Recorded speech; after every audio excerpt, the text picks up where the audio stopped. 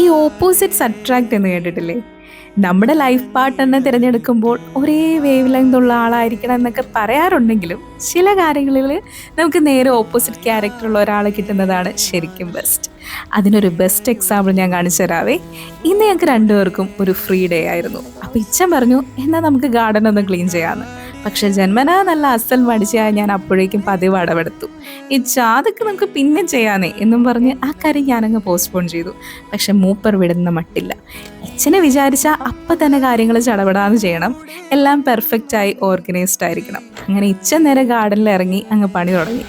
അവസാനം ഇച്ചൻ്റെ ആവേശം കണ്ട് മടി പിടിച്ചിരുന്ന ഞാനും കൂടെ കൂടി. അങ്ങനെ ആ ഗാർഡൻ പണി സക്സസ്ഫുള്ളായി.